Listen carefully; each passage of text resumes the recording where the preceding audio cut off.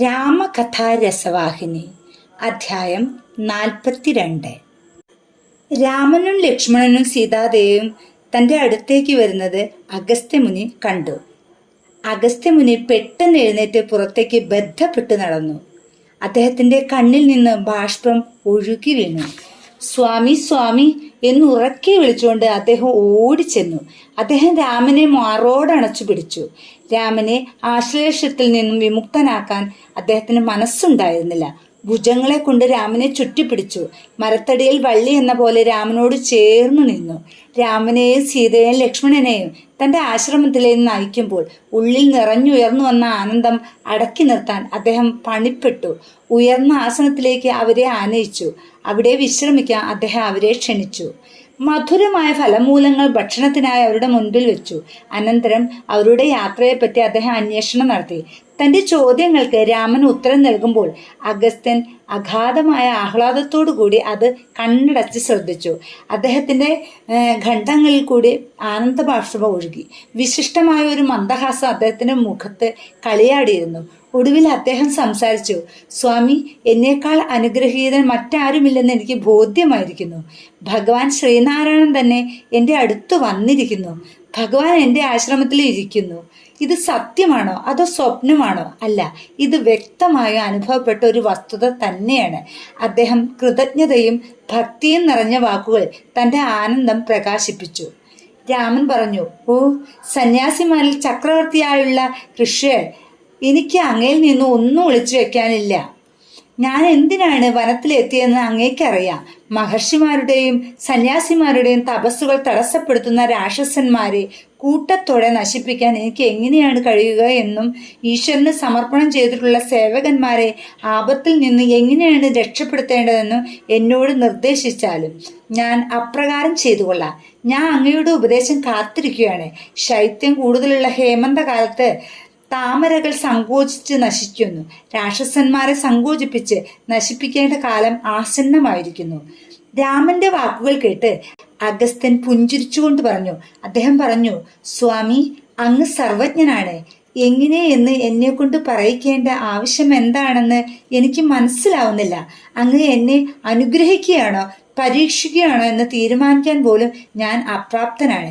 എന്നിരുന്നാലും അവിടുന്ന് ഇപ്പോൾ അനുഗ്രഹിച്ചേകിയ ദർശനം, സ്പർശനം, സംഭാഷണം എന്നിവയിലൂടെ അങ്ങയുടെ അനുഗ്രഹത്തിലൂടെ ഈ ചോദ്യത്തിൻ്റെ അർത്ഥം എനിക്ക് ഗ്രഹിക്കാൻ കഴിയുന്നത് അവിടുത്തെ സൃഷ്ടിയായ കളിപ്പാവയും അടിമയുമായ മായ അവിടുത്തെ പാദങ്ങളിൽ കിടക്കുന്നു. അവിടുത്തെ ആജ്ഞകൾ നടപ്പിൽ വരുത്താനായി ഒരു പുരികക്കൊടിയുടെ ഏറ്റവും ചെറിയ ചലനം പോലും സദാ കാത്തിരിക്കുകയാണ്. അവിടുന്ന് നൽകിയ കൗശലം ഉപയോഗിച്ച് മായ ഭൂമിയിലും സ്വർഗത്തിലുമുള്ള എല്ലാ ജീവജാലങ്ങളെയും സൃഷ്ടിക്കുന്നു. അജയ്യമാണ് അവിടുത്തെ മായ. അത് അന്തമില്ലാതെ ജീവികളെ ശല്യപ്പെടുത്തുന്നു. അതിൻ്റെ വലയിൽ കുടുങ്ങുന്നതുവരെ ഇത് എല്ലാവർക്കും അറിയാവുന്ന ഒരു സത്യമാണ്. ആ മായ ആൽവൃക്ഷം പോലെ സർവത്ര പടർന്നു പന്തലിച്ചു നിൽക്കുന്നു. ആ വൃക്ഷത്തിലെ ഫലങ്ങൾ പോലെയാണ് പ്രപഞ്ചത്തിലെ ഗോളങ്ങൾ. ഈ പ്രപഞ്ചത്തിൽ നിലനിൽക്കുന്ന ജീവികളും മറ്റും ആ ഫലത്തിനുള്ളിൽ ഇഴഞ്ഞെത്തുന്ന പുഴുക്കളെയും കീടങ്ങളെയും പോലെയാണ്. ഫലം പുറമേ വളരെ ഭംഗിയുള്ളതായി കാണപ്പെടാം.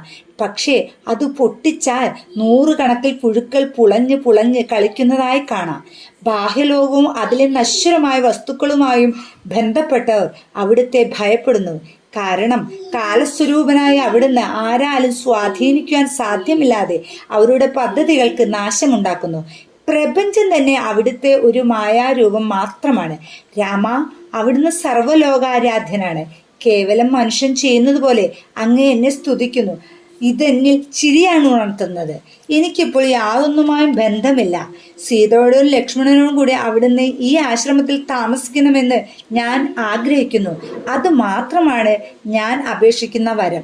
എനിക്ക് എപ്പോഴും അവിടുത്തെ സാഗര രൂപത്തിൽ ആരാധിക്കാനാണ് ഇഷ്ടം. നിരാകാര രൂപത്തോടല്ല താല്പര്യം.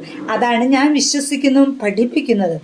എൻ്റെ ആദർശം, എൻ്റെ പ്രിയപ്പെട്ട ലക്ഷ്യം, എൻ്റെ അഭിലാഷവും.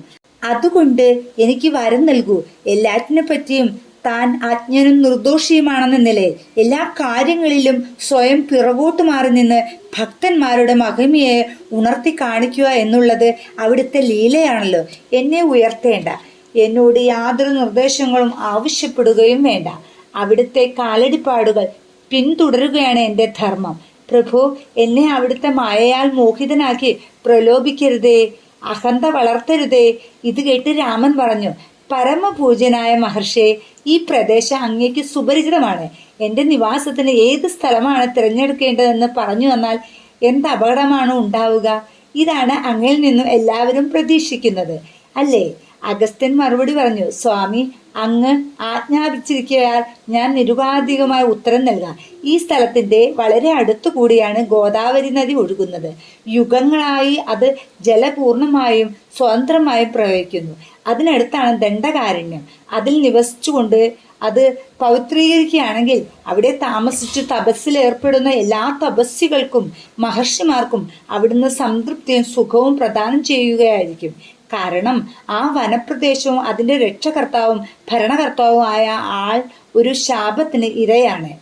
ഇതു കേട്ടപ്പോൾ രാമൻ തിരക്കി, ഗുരു, ആ ശാപകഥ കേൾക്കാൻ സീതയ്ക്ക് വലിയ ഉത്കണ്ഠയുണ്ട്. അത് വിസ്തരിച്ചു ഞങ്ങളോട് പറയൂ. അഗസ്ത്യൻ ആ അപേക്ഷയുടെ ആന്തരോദ്ദേശം മനസ്സിലാക്കി രാമനെ അഭിസംബോധന ചെയ്തു.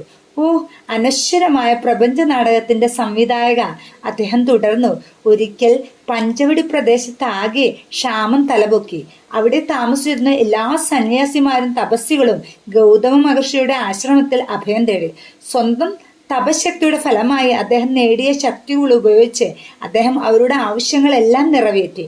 ക്ഷാമം അവസാനിച്ചപ്പോൾ തപസ്വികൾ സ്വന്തം ആശ്രമങ്ങളിലേക്ക് മടങ്ങാൻ തീരുമാനിച്ചു. പക്ഷേ അവരുടെ കൂട്ടത്തിൽ ചില കപട സന്യാസിമാരുണ്ടായിരുന്നു. അവർ ഗൗതമ മഹർഷിക്കെതിരായി ഗൂഢാലോചന നടത്തി അദ്ദേഹത്തെ അപകീർത്തിപ്പെടുത്താനുള്ള പദ്ധതി ആവിഷ്കരിച്ചു. അവർ ചാവാറായ ഒരു പശുവിനെ കൊണ്ടുവന്ന് അതിനെ ആശ്രമത്തിലെ തോട്ടത്തിൽ, പ്രത്യേകിച്ച് സസ്യശ്യാമളവും സമാകർഷവുമായ ഒരു ഭാഗത്ത് കടത്തിവിട്ടു. പൂച്ചെടിയിൽ നിന്നും മനോഹരമായ പുഷ്പം കടിച്ചെടുക്കാൻ ശ്രമിക്കുന്ന പശുവിനെ കണ്ട് ഗൗതമൻ അതിനെ ഓടിക്കുവാൻ ശ്രമിച്ചു. പക്ഷെ ആദ്യത്തെ തള്ളിൽ തന്നെ പശു ചത്തു വീണു. ഉപജാപക സന്യാസിമാർ ഉടൻ തന്നെ ആ താപസശ്രേഷ്ഠനിൽ ഗോഹത്യാൽ പാപം ചുമത്തി. അവർ അദ്ദേഹത്തെ അവിശ്വാസ്യവും ഭ്രഷ്ടനുമാണെന്ന് വിധി കൽപ്പിച്ചു.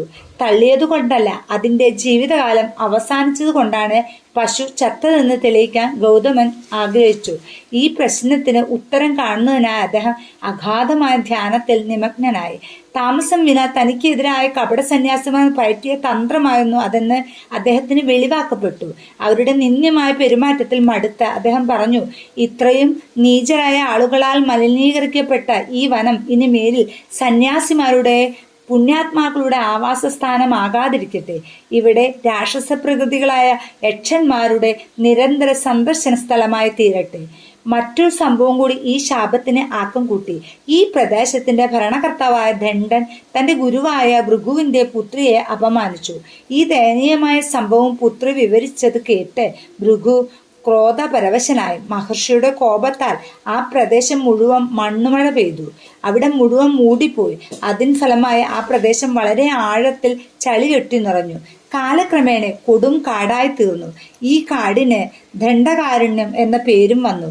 രാമ, രഘുവംശത്തിന്റെ മകുടരത്നമേ, അങ്ങ് ആ വനത്തിൽ താമസം തുടങ്ങിയാൽ രാക്ഷസന്മാർ നശിപ്പിക്കപ്പെടുകയും ശാപമോക്ഷം വരികയും ചെയ്യുമെന്ന് എനിക്ക് ഉറപ്പുണ്ട്. സന്യാസിമാർക്കും സാധകന്മാർക്കും വീണ്ടും അവിടെ താമസിച്ച് തങ്ങളുടെ തപോനിഷ്ഠയിൽ പുരോഗതി നേടാം. ഈ പവിത്രീകരണവും പൂർത്തീകരണവും കൊണ്ട് എല്ലായിടത്തുമുള്ള മനുഷ്യ സമുദായത്തിന് നന്മ ലഭിക്കും. ഞാൻ പറയട്ടെ, ശാപം കൊടുത്ത താപസനും അങ്ങയുടെ ഈ പ്രവൃത്തിയിൽ സന്തുഷ്ടനാവും. കാരണം അദ്ദേഹം തന്റെ ക്രോധത്തിന്റെ ദുഷ്ഫലങ്ങളിൽ ദുഃഖിതനാണ്. അഗസ്ത്യൻ ദണ്ഡകാരണ്യത്തിന്റെ കഥ പറഞ്ഞ് അവസാനിപ്പിച്ചപ്പോൾ രാമൻ പറഞ്ഞു, ശരി, അങ്ങനെയായിരിക്കട്ടെ, ഞാനിവിടെ താമസിച്ചേക്കാം. രാമൻ അഗസ്ത്യ മഹർഷിയിൽ നിന്നും വിട വാങ്ങി സീതയോടും ലക്ഷ്മണനോടും കൂടി ദണ്ഡകാരണ്യത്തിലേക്ക് യാത്ര തുടർന്നു. അവർ ആശ്രമം വിടുന്നതിനു മുമ്പായി അഗസ്ത്യമുനി ചില ആയുധങ്ങൾ എടുത്തുകൊണ്ടുവന്നു. അദ്ദേഹത്തിന്റെ തപശക്തി കൊണ്ട് ദിവ്യമായ ഉത്ഭവസ്ഥാനങ്ങളിൽ നിന്ന് ലഭിച്ചവയായിരുന്നു ആ ആയുധങ്ങൾ.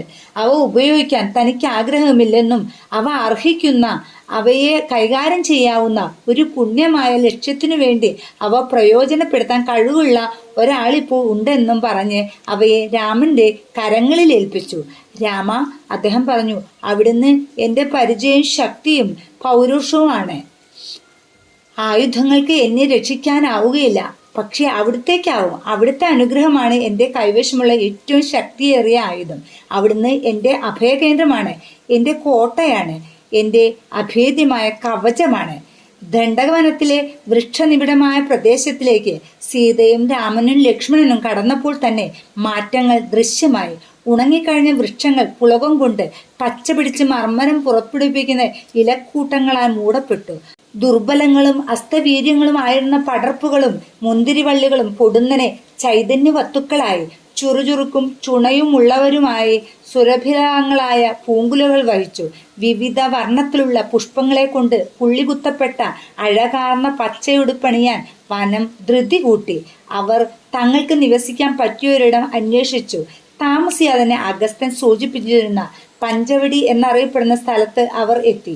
അവർ അവിടെ ജടായുവിനെ കണ്ടു. ഒരിക്കൽ ദേവന്മാരെ സഹായിക്കുന്നതിനു വേണ്ടി ആകാശമാർഗേണ സംഘടിത യാത്രയിൽ ദശരഥനെ അനുഗമിച്ച ഒരു ഉത്തമ സുഹൃത്തായിരുന്നു ജടായു. ദശരഥ ചക്രവർത്തിയുടെ ദുഃഖകരമായ ചരമവാർത്ത രാമൻ ആ പക്ഷിശ്രേഷ്ഠനെ അറിയിച്ചു. ദശരഥന്റെ ചരമത്തിൽ ജടായുവിനുണ്ടായ നഷ്ടബോധവും ദുഃഖവും രാമനും സാന്ത്വനങ്ങളെ ആശ്വസിപ്പിച്ചു. രാമൻ തന്നെ പറ്റി തന്നെ അദ്ദേഹത്തോട് പറഞ്ഞു. സീതയെയും ലക്ഷ്മണനെയും തന്റെ ഇതര സഹോദരന്മാരെ സംബന്ധിച്ചും പറഞ്ഞു ധരിപ്പിച്ചു.